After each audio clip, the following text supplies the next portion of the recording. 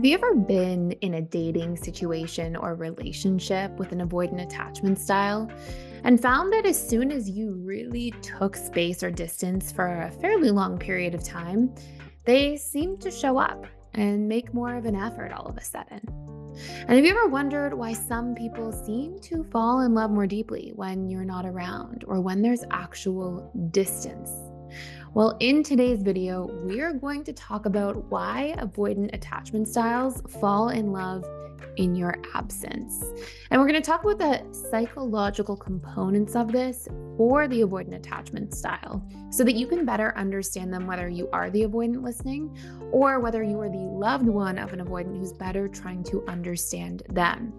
And better yet, we will talk about what you can do to leverage this understanding in a healthy way to benefit you listening as the avoidant or partner, as well as benefit the relationship, specifically with healthy strategies. And if you stick around till the end, I'll share a really powerful secret about the avoidant attachment style that will change the way you look at this relationship dynamic.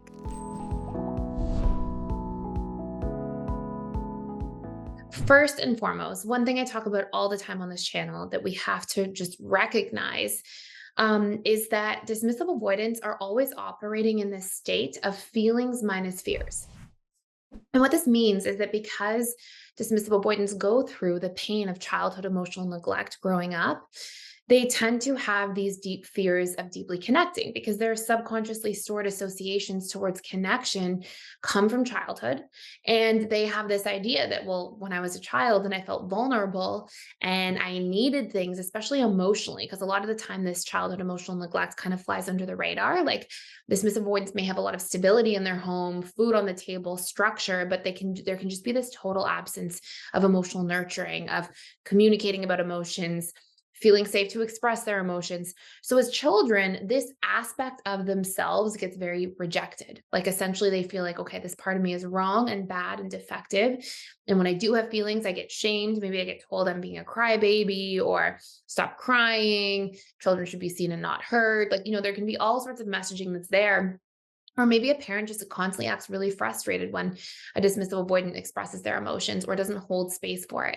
And so as a result, DAs get this conditioned pattern of learning, like, okay, this part of myself is not acceptable. So I have to stuff it down and repress it. But when it comes to romantic relationships, there's different pillars of what it means to connect. We've got an intellectual pillar. We have a physical pillar, like physical affection, physical space. We have a sexual pillar. And we have an emotional pillar. And, you can think of this pillar of relationships for a DA as being something that feels really unsafe. And in fact, you'll often see that dismissive avoidants tend to do well in like friendship relationships because they can really just stay connected, thriving in the intellectual or mental pillar. And, they can sort of control the physical space pillar as much as they want and feel like it's socially acceptable to do so. And then the other two pillars, they don't really have to deal with in a friendship type relationship. And so DAs generally feel really safe and do quite well in friendship relationships. But when we've got the romantic components where we have to really address, especially the emotional pillar, this can be something that the dismissive avoidant really doesn't feel comfortable with. So they're operating in their feelings minus fears.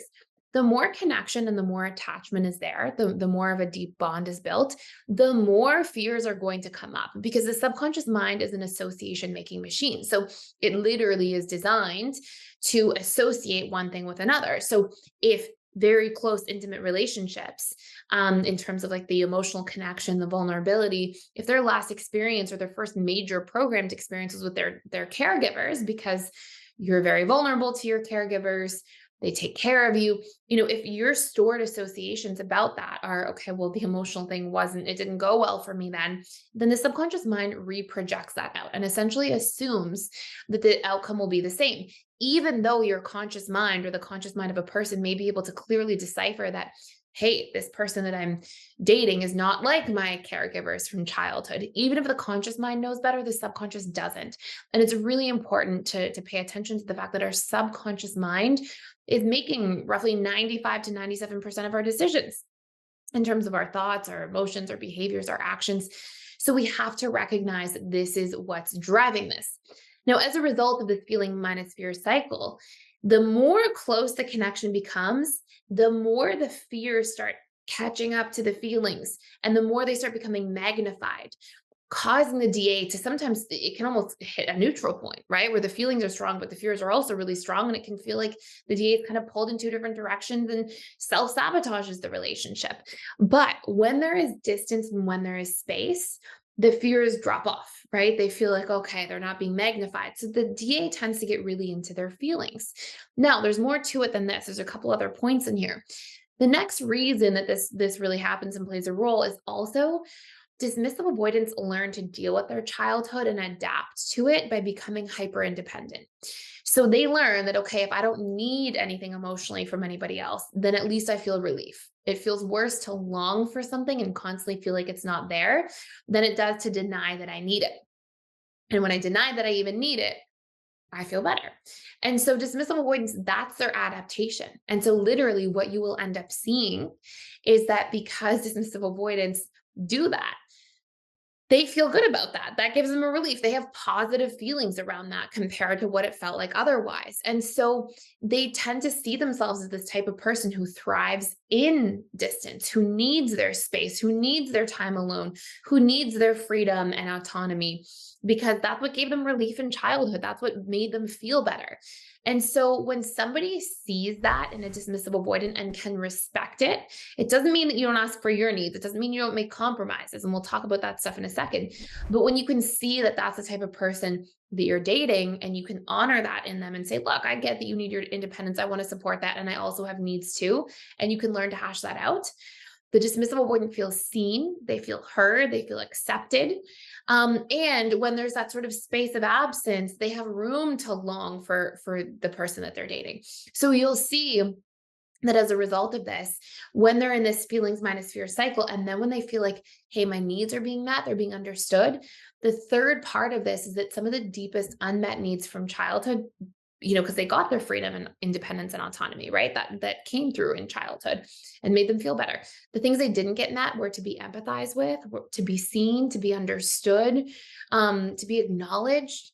And when somebody in their adult life is able to do that for them and empathize with them and express that empathy and see them and understand them and acknowledge them and make them feel like they are acceptable instead of shameful, because DAs have a lot of shame wounds, these tend to be the types of needs that dismissive avoidants will fall in love over, the types of needs that dismissive avoidants will go into limerence over, really, because they'll get this extreme infatuation, because extreme infatuation happens when somebody meets our deeply unmet needs from childhood. And so I'm not saying like leverage this information and make somebody fall in love with you, but I'm saying like these are things that the dismissive avoidant is looking for.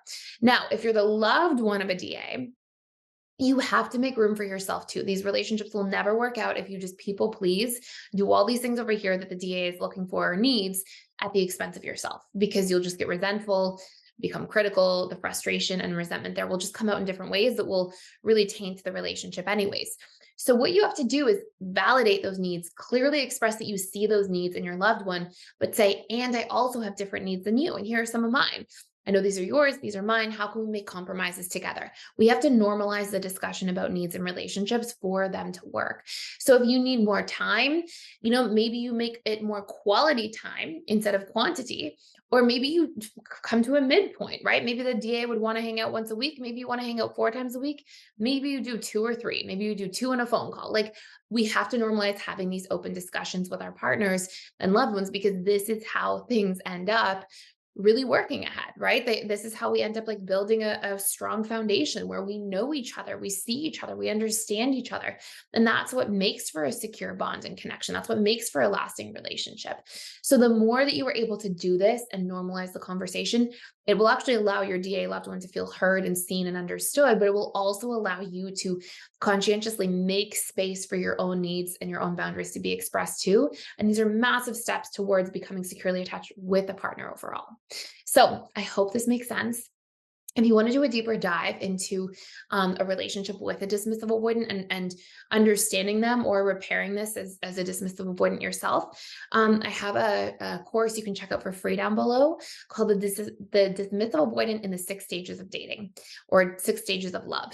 And really, it's all about how we have different stages of dating and relationships. We've got our dating stage, our honeymoon stage, our power struggle stage, etc. We've got a stability, commitment, and bliss stage, and it's based off the work of Dr. Susan Johnson. And I've separated out some of the stages and really done a lot of research on them based on how attachment styles act in these stages. And what you'll see is that it gives us the timelines. How much do DAs expect to text? What are their fears? What are their wounds? What are their needs and expectations? It helps you really understand the roadmap for how they're going to operate depending on which stage you're in. And it also allows you to recognize what stage you're in and how to thrive in it with that person.